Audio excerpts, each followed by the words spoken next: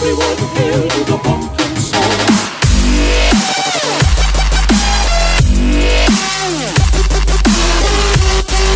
Surprised, aren't you?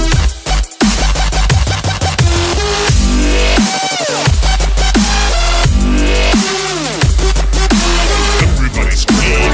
Everybody scream! Okay, so I'm first starting with my Luscious Cosmetics Camera Ready Foundation Stick in the shade Ivory, and then I'm going to blend this out with my Bare Minerals Perfecting Face Brush, and you really want to cake it on to create a nice blank canvas for you to work off of. I'm even putting some on my eyelids and under my eyes as a concealer, just want to make it a real blank canvas. And then I'm grabbing my Wet n Wild Brights cream color palette. I don't know what that's called, but that's pretty much what it is. And I'm grabbing the yellow shade and I'm putting that right into the contour of my cheek, right where that hollow is, and blending it out. And then I'm also going to put this around the perimeter of my face, wherever a shadow might lay. And then I'm going to grab a more precise brush and I'm going to take the orange shade next to the yellow and I'm going to start deepening up the contour of my face and the perimeter. I'm also going to be taking this on my forehead. I'm going to contour my nose with it, and I'm also going to take it down to my neck. Then I'm going to grab this dark shade and I am just taking a little, I about shit myself when I dropped it. I was very alarmed. I'm just taking the slightest amount because it is such a dark brown, but I needed some depth. It's just taking a tiny bit on a little chisel brush and putting it right in the hollow of your cheekbones and blending it upwards to the orange and the yellow. Do not blend downwards. You make sure you want to blend upwards because that's where you want to create a shadow. I'm just deepening up all of the contour spaces with this dark brown. And then I'm going to start on the lines of the pumpkin, which I wasn't too happy with how I did, but whatever.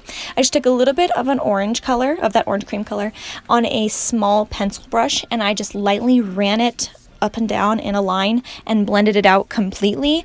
And I just did that all over my face. And then I would take a deeper shade and I would go in a little more tightly with a smaller eyeliner brush, and I would deepen up the lines to make them look realistic. And I pretty much did that like over and over and over again. I would just take a darker color, deepen it up, blend it out, take a darker color, deepen it up, blend it out. It took like an hour just to do the lines.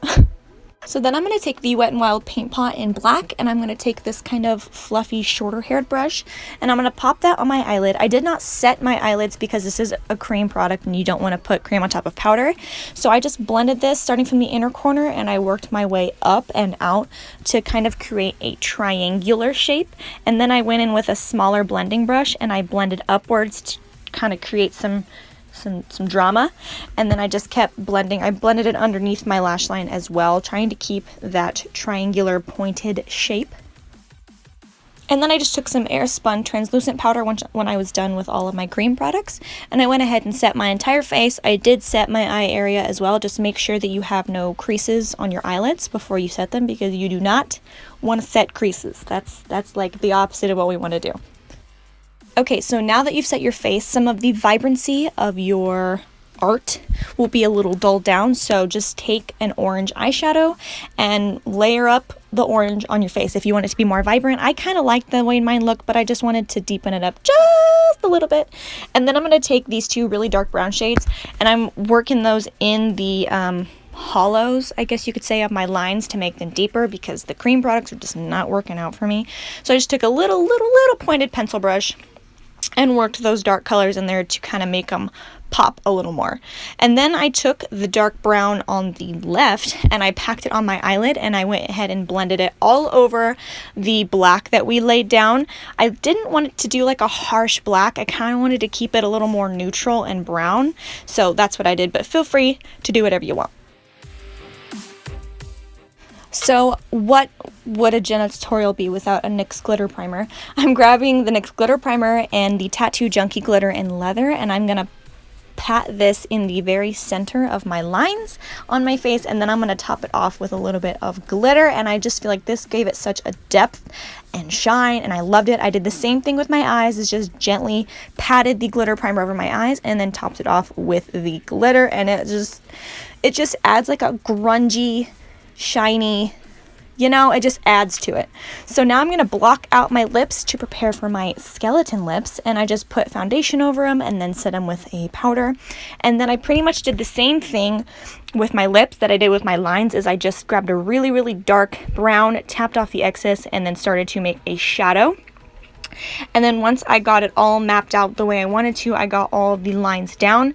I went ahead and started deepening up the lines of my skeleton mouth, and you just keep going until you reach the desired depth that you want.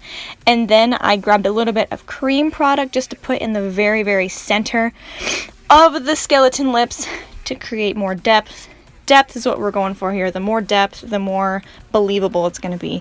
And then I grabbed a little bit of the NYX glitter primer again, and I started to put that into the hollows of my lips and add glitter to it, which also just gave a really cool effect. So I went ahead and popped on some lashes and put that black paint pot in my waterline, and then I took the white paint pot and popped it in my inner corners to kind of brighten it up a little bit.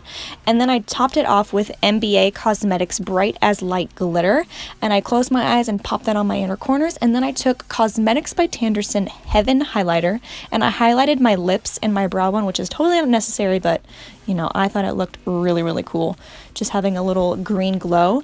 And that is the finished look, guys. I hope you guys like this pumpkin skull that I did the other day. I really like the way it turned out. I don't do a lot of Halloween makeup, but it is super fun, and I really hope you guys like it. If you guys want to see anything else, any kind of Halloween looks, let me know in the comments below, and I will see you guys next time.